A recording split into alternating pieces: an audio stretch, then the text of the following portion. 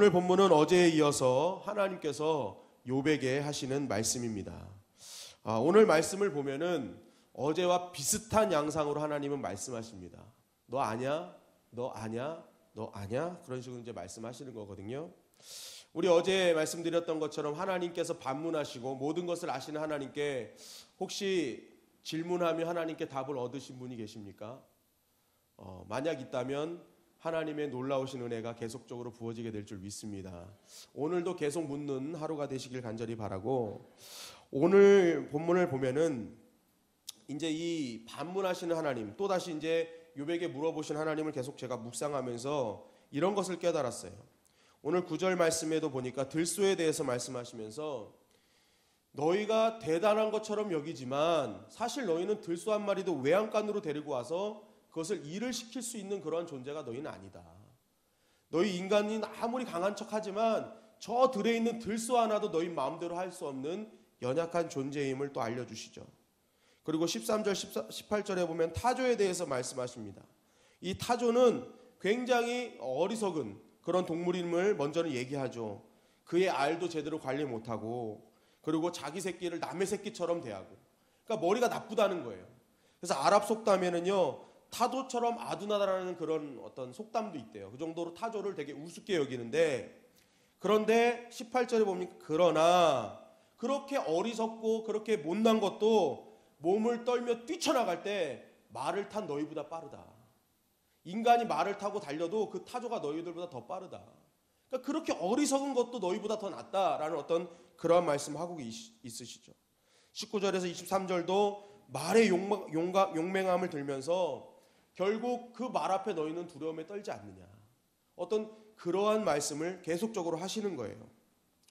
제가 이 말씀을 묵상하면서 하나님은 왜 자꾸만 인간의 연약함과 무능함을 말씀하실까? 정말 우리는 너무 연약하고 무능하는 것을 하나님은 강조하시는가? 라는 그런 생각을 좀 하게 되었습니다. 그러면서 과연 하나님이 이 말씀을 통해서 우리에게 지금 전해주고 싶은 진정한 의도는 무엇인가? 라는 것을 계속 생각하면서 읽고 또 읽어보았습니다. 그러면서 제가 깨달은 것은 하나님께서는 이 말씀을 통해서 욥에게 인간의 연약함을 묵상하기보다는 한번 봐라. 이 땅에 있는 짐승들은 너희들보다 분명히 강한 힘을 갖고 있다. 더 강하다. 그런데 그 짐승을 다스릴 권세를 인간에게 주었는데 그 권세를 누가 줬는지 생각해봐라 라는 묵상을 하게 되었어요. 정말 인간은 연약한데도 불구하고 그 짐승을 다스릴 권세를 누가 줬는지 너 한번 생각해봐라. 왜 인간이 만물의 영장이 됐는지 한번 그걸 생각해봐라 라고 말씀하시는 것을 묵상하게 되었고, 둘째는 또다시 그 짐승들의 엄청난 능력, 실제적인 그 능력을 너희 네 눈으로 한번 봐라. 그런데 그 능력을 누가 줬는지 한번 생각해 봐라. 그 주신 자가 누군지를 한번 봐라 하고 욥에게 말씀하시는 것이었습니다. 그러니까 결국 하나님께서 이 말씀을 통해서 강조하시는 것은 모든 능력은 누구로부터 온다? 하나님으로부터 온다. 내가 주는 것이다. 내가 준다. 너에게 준다. 그러니까 너가 해야 될 일은 뭐냐? 주신 자를 바라보라는 거예요. 지금 네가 어떤 상황에 있든지 간에 그 주시는 능력을 갖고 계신 그 하나님을 너가 온전히 바라볼 때 너는 회복될 수 있다. 너는 정말 살아날 수 있음을 욥에게 강조하신다는 사실을 깨닫게 되었습니다. 여러분, 결국 이 땅의 인간이 참된 인간으로서 하나님께서 주신 인간의 지위를 회복하고 생육하고 번성하고 충만의 약속이 실현되는 방법은 무엇입니까? 바로 모든 것을 주시는 하나님께 우리의 시선을 고정하는 것입니다. 바로 그러한 하나님의 그런 숨겨진 의도가 이 말씀 가운데 있음을 깨닫게 되었습니다. 여러분, 저에게는 두 아들이 있다고 말씀을 드렸죠. 이 두 아이가 항상 이제 싸우는 게, 좋은 것이 있으면, 이제 먹을 것이 있으면 형은 먼저 다 먹고 동생이 천천히 먹으니까 와서 동생 걸 뺏어 먹어요. 그러면 이 동생은 하염없이 웁니다. 근데 울 때 누구한테 와서 우느냐? 저한테 와서 울어요. 아빠, 형이 다 뺏어 먹고 막 하소연을 하는 거예요. 저한테 와서. 그러면은 이 아이가 왜 저한테 와서 하소연을 할까요? 형은 뺏어 먹을 능력밖에 없어요. 사줄 능력이 없어요. 그런데 아빠는 또다시 사줄 능력이 있는 거예요. 그걸 알아요. 동생 희준이는 작은 아이는 아는 거예요. 그러니까 형한테 아무리 울고 떼써봤자 형은 갖고 있는 것만 뺏어가는 자지 줄 자는 아니라는 걸 아는 거예요. 그런데 아빠한테 와서 얘기하면 아빠는 언제든지 똑같은 것을 또 사주거든요. 그러니까 이 둘째가 지혜로운 거죠. 주는 자가 누군지를 아는 거예요. 주는 자가. 진짜 주는 자가 누군지를 알고 그 앞에 와서 울고 통곡하니까 주는 거예요. 주는 거예요. 여러분 우리 신앙생활도 마찬가지죠. 우리가 이 땅에서 살 때 진짜 주는 자가 누군지를 알면 우리는 그 앞에 엎드릴 수밖에 없는 것이죠. 그 앞에 통곡할 수밖에 없는 것이죠. 우리가 왜 하나님 앞에 엎드리지 않고 통곡하지 않을까요? 주시는 자가 하나님이시라는 것을 깨닫지 못할 때가 많기 때문에 그렇습니다. 정말 우리의 인생에 있어서 힘들고 어려운 정말 그러한 순간에 주신 자가 누군지를 딱 알 때 우리는 그분 앞에 엎드릴 수 있는 것입니다. 그래서 성경은 믿음의 주여 온전케 하시는 예수를 바라보라고 강조하고 있는 것입니다. 여러분 누가복음 24장 50절 51절 말씀에 보면은 예수님께서 그들을 데리고 베다니 앞까지 나가사 손을 들어 그들에게 축복하시더니 축복하실 때에 그들을 떠나 하늘로 올라가셨다라는 말씀이 있습니다. 여러분 예수님께서 하늘로 올라가실 때 있었던 그 장소가 베단이라는 거예요. 베다니. 그 베다니 뜻이 뭔지 아십니까?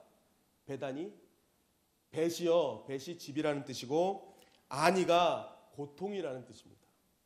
그럼 고통의 집이에요. 고통의 현장에서 예수님께서 승천하셨대요. 승천하셨대요. 이 말이 무슨 말입니까? 예수님께서는 그 승천하시는 그 현장을 통해서도 메시지를 주시는 거예요. 너희 사는 이 땅은 정말 고통의 현장이다. 아픔의 현장이다. 어려움의 현장이다. 그러나 너희들이 이 고통의 현장에서 취해야 할 행동은 무엇이냐? 올라간 나를 바라보라는 거예요.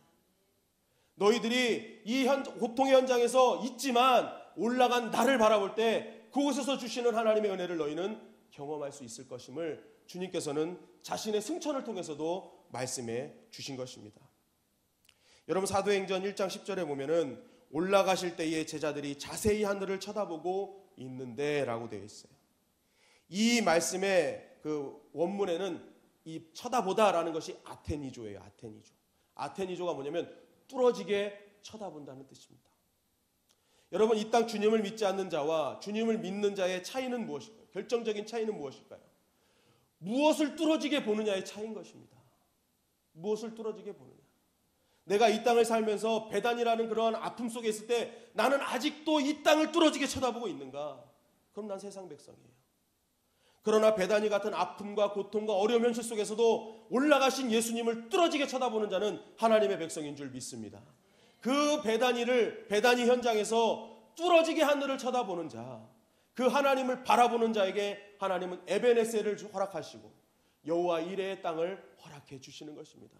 내 땅은 배단이가 아닌 여호와 이레의 땅이 되는 것입니다. 그러므로 오늘 우리가 해야 될 일은 무엇입니까? 다시 한번 우리의 눈을 들어 하늘을 아테니조 하는 거예요. 뚫어지게 올라가신 그 하나님, 그곳에서 우리를 위해 기도하시는 하나님, 우리의 처소를 예비하시는 그 주님을 우리는 뚫어지게 바라볼 수 있는 영안이 열려야 될 줄 믿습니다. 그럴 때 우리의 인생이 회복되는 거예요. 주님은 오늘 그것을 말씀하고 있는 거예요. 내 자녀들을 교육할 때에도 내 자녀들이 정말 이 땅에서 이 땅을 바라보는 자녀들이 아니라 하늘을 뚫어지게 보는 아테니조 하는 자녀들을 우리는 만들어야 되는 것입니다.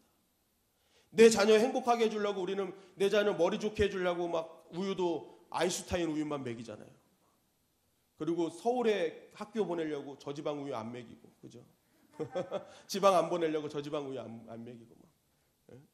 그런데 그렇게 해서 내 자녀가 달라지나요? 그렇지 않죠. 정말 주님께서 원하시는 건 뭐예요?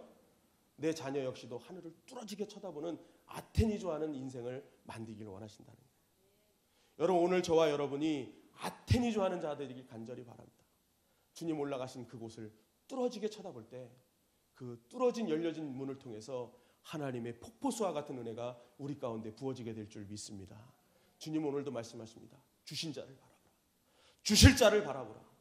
그곳에 능력이 있고 은혜가 있고 생명이 있다. 여러분 오늘 이 말씀을 꼭 기억하셔서 모든 것을 갖고 계시는 그분이 모든 것을 주실 그분을 온전히 바라봄으로 말미암아 오늘도 나의 삶의 생명의 풍성함, 하나님께서 주신 은혜의 풍성함이 넘치는 귀하고 복된 하루가 되시기를 주님의 이름으로 간절히 축원합니다.